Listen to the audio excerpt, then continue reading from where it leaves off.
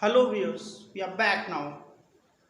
Today we'll discuss about basic terms of genetics. Key points of genetics we will discuss.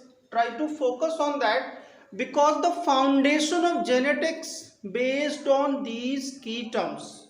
When you understand, it will be easy for you to understand Mendel's law. First one is pure breeding varieties. Varieties, you know that one. No need to explain. Pure also you know that one. Pure means pure for character. Suppose if we have tall plants of Pisum sativum, and if it is giving tall plants in successive generation, that variety is considered as pure breeding varieties. Breeding means to produce new offspring. That is breeding, simple process. Pure breeding varieties are those varieties who are producing offsprings in successive generation without any change. It means if parents are tall, progenies in successive generation will be tall. That is pure varieties. Okay. Take next one. There were various crosses were made by Mendel. First one is monohybrid cross. See that one. Hybrid word, it is common. You must have done in chemistry also. Hybrid means mixing. Whenever we have mixing, we have the formation of hybrid. So before explaining this one, try to understand allele. Then I will come to this point. Monohybrid cross. Allele is alternate form of gene. We will discuss about this term gene. It is not new for you. We discussed in 8th class also, 9th class also. Gene is the unit of inheritance. It means whatever characteristics are transferring, it is carried by gene. Mendel did not know about gene. He only knew about certain things which are moving from one generation to another generation, and for convenient he called factor. So whenever we have this term factor, it means we are talking about genes. After Mendel, there was one scientist, his name was Johansen. He discovered gene. That was factor according to Mendel. So whatever characteristics we have, plants have, it is due to the expression of genes. Very easy, simple definition. And that is why it is known as unit of inheritance. Okay. We have this word alternate. Try to understand. Whenever we have tall, there should be dwarf. Tall is represented by capital letter and dwarf is represented by small letter. Okay. So it is for height. T for tall and small t for dwarf. This is the genetics. So forget about that one. T for tall and small t for that one, dwarf. So whenever we have alternate form of gene, it is known as allele. Easy. Now come to this point. Monohybrid cross. Mono means, as name is telling you, Mono means one. And hybrid, I taught you mixing. So when character is one, but there is presence of alternate forms, we have the formation of hybrid. So when alternate forms are mixing but character is one, see that height is one character and height is having two contrasting trait, one is tall and one is dwarf. Last video I explained. Then we have the mixing of alternate form, capital T, small t, tall and dwarf, and after the mixing we have the formation of hybrid because character is one. That is why it is known as monohybrid cross. Mendel did monohybrid cross. He selected only one character for his two experiment, and the third experiment was based on dihybrid cross because he was damn curious scientist. He was never satisfied. He kept on working, observing about pattern of transmission. First experiment was based on one character. Hybrid, mixing of alternate forms. Whenever we have the mixing of alternate form, we have the formation of hybrid. See that one? Capital T, small t, it means tall and dwarf are together. Easy. That was the monohybrid cross. Because we are discussing about monohybrid cross, let me explain you about dihybrid cross as well. It will come in the third law of Mendel. Here I am explaining you. Dihybrid. See my dear students, you have to focus on the word. Biology will be very easy for you. Di means two. And what is two? Characters. Whenever we have the mixing of two characters and then formation of hybrid, that kind of cross is known as dihybrid cross. Third law of Mendel, independent assortment, is based on dihybrid cross. I am explaining earlier to make you understand. It will be easy for us to understand third law of Mendel. Di, it means two characters. So what was the two characters? Shape and color. Mendel opted two characters, shape as well as color. Shape, contrasting trait, remember, which was dominant, that round was dominant, and which was recessive, wrinkled was recessive. So I already taught you, by capital letter we are showing dominant allele, and by small letter we are showing recessive allele. And when we talk about color, yellow was dominant and green was recessive. That was two characteristics, two contrasting trait was taken by Mendel, and then he formed hybrid. It means mixing, and that kind of cross we call dihybrid cross. I hope you have understood.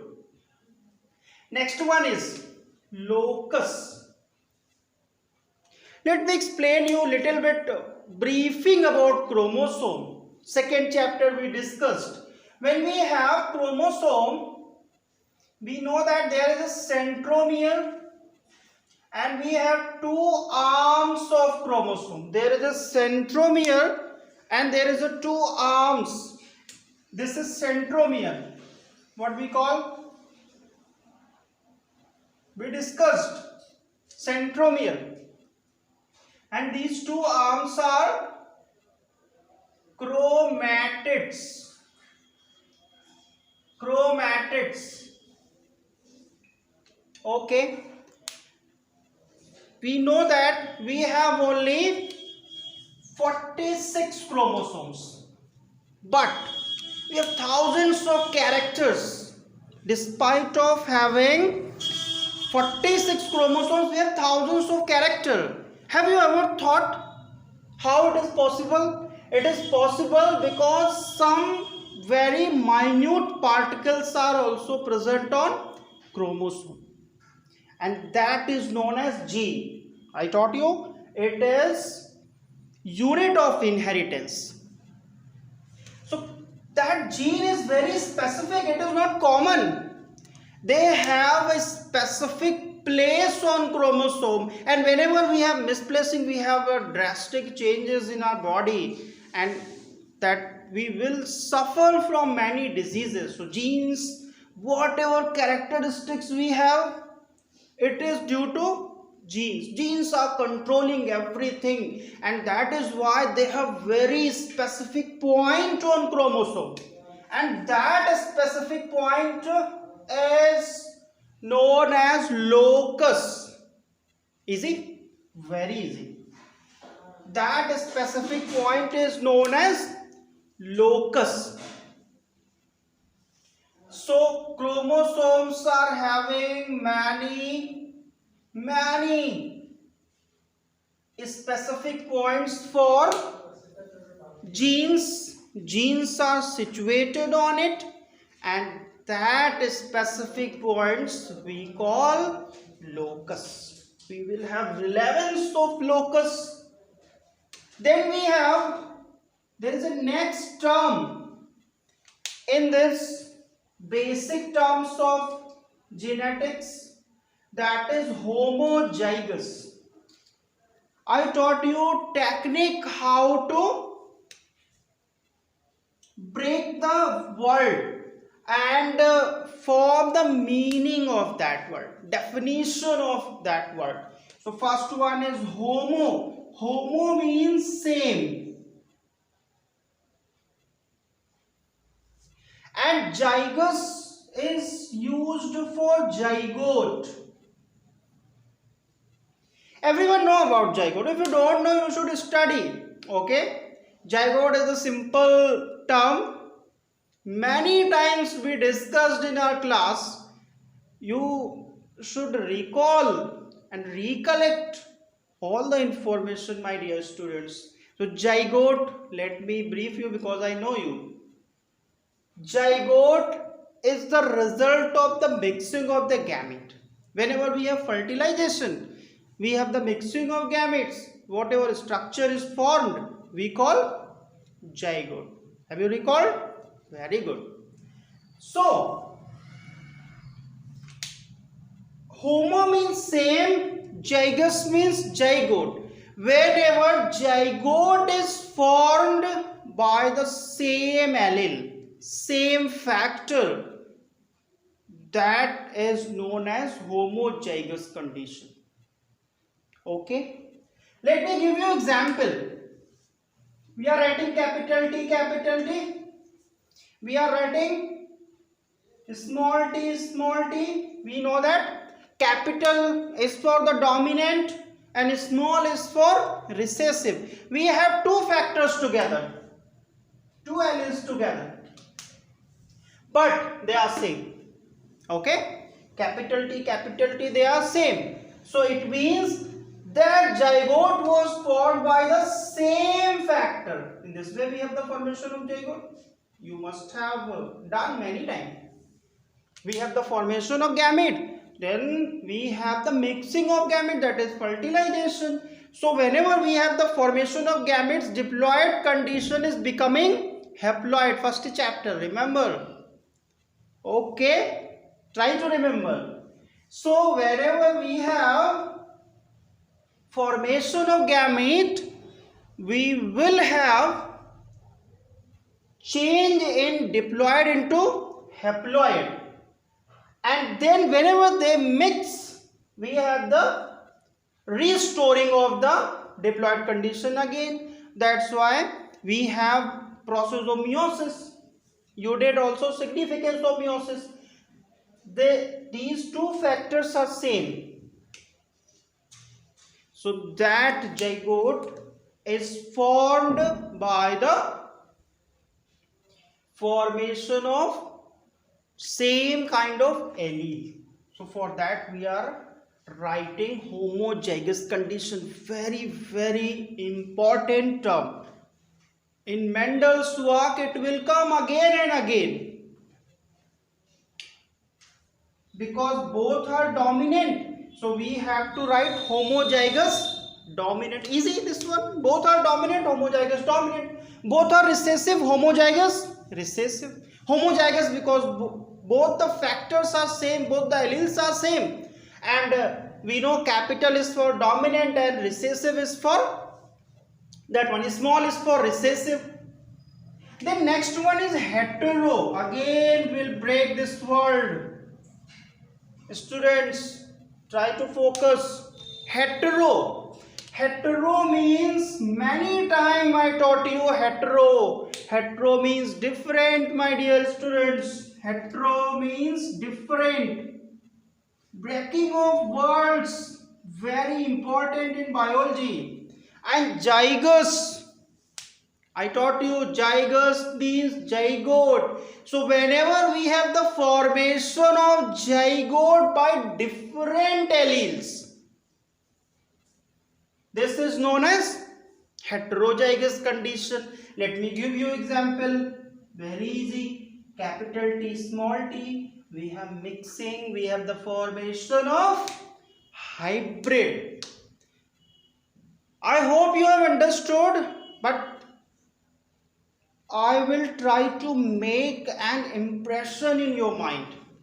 See, whenever we have that marriages in same caste, what we have? We will not see the more differences.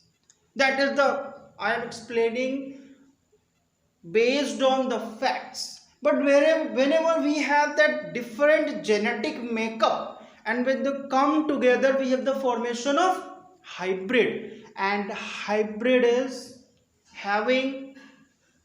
are having that many new characteristics, and they are more efficient, more prominent, and they survive, they less suffer. So that is reason behind. You must have seen there are many celebrities, there are many who are understanding about genetics. They believe in the intercaste marriages.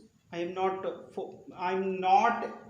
that one motivating you, but it is a fact. Intercaste marriages, whenever we have mixing of two different characters, formation of hybrids. Okay, then we have the next word, genotype, and then we'll come to phenotype. Genotype is genetic makeup.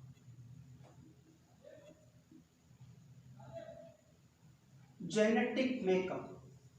Which kind of factors, which kind of alleles we have, that is represented by genotype in genetics. So let me give you example, very common one. You know that males are represented by XY and females are represented by XX. So whenever anyone knows about genotype, we can predict a phenotype, because we know that males, they only have XY. Okay, there is a simple change in, whenever we have change in Y chromosomes, we will be in great trouble, all the males. So genotype is genetic makeup. It means whenever we have X and Y, it is genotype. And what will be the phenotype? Phenotype will be male. It means all the characteristics of males are present. How we that one observe? While observing genotype. And x-axis for females. Okay. And the next one is phenotype. Phenotype is physical appearance, we can say, and we can also say that one external appearance. Physical appearance, external appearance, it means how do we look, that is phenotype. How plants are looking, that is phenotype.